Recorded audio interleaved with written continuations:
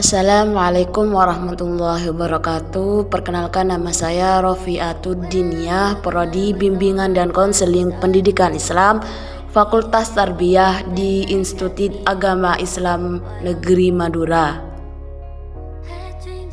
Di sini saya akan memenuhi mata kuliah Manajemen dan Kepemimpinan Pendidikan Islam yang diampu oleh Bapak Khotibul Umam Eskom MT.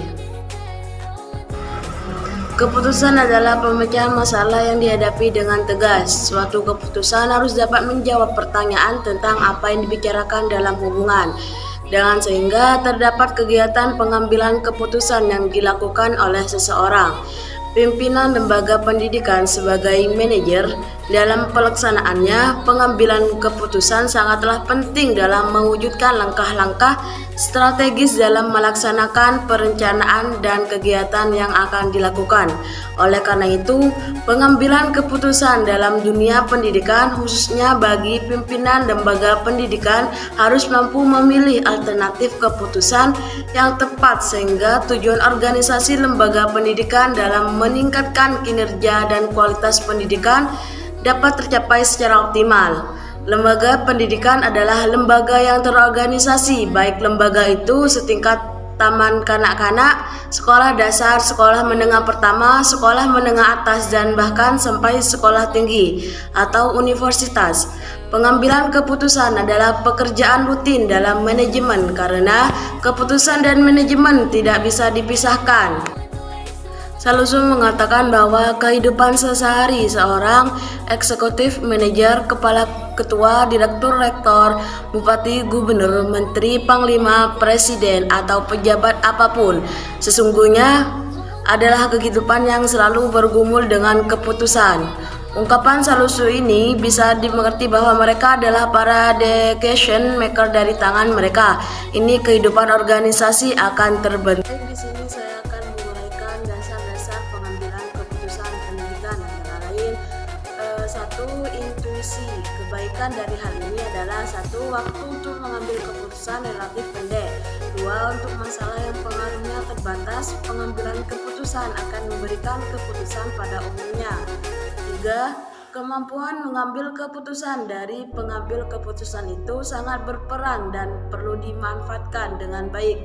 Sedangkan kelemahannya adalah 1. Keputusan yang dihasilkan relatif kurang baik.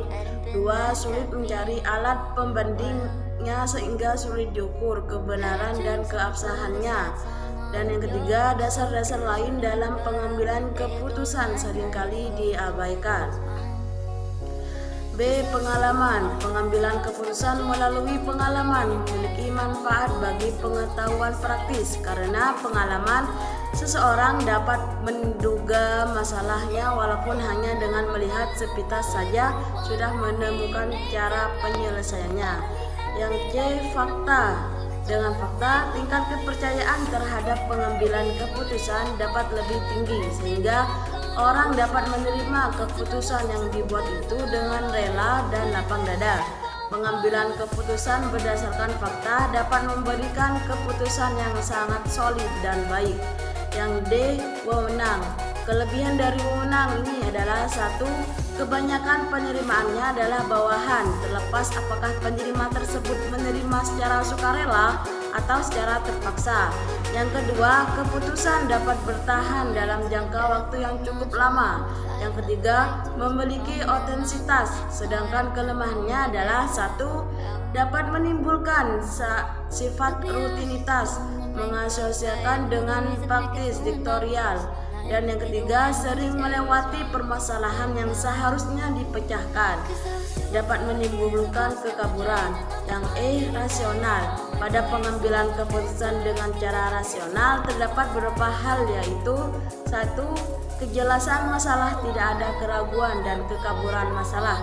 Yang kedua, orientasi tujuan dan kesatuan pengertian tujuannya ingin dicapai. Yang ketiga, pengetahuan alternatif, seluruh alternatif diketahui jenisnya dan konsepnya. Preferensi yang jelas, alternatif bisa diurutkan sesuai kriteria. Dan yang ketiga, hasil maksimal, yang mana pemilihan alternatif terbaik didasarkan atas hasil ekonomis. yang maksimal.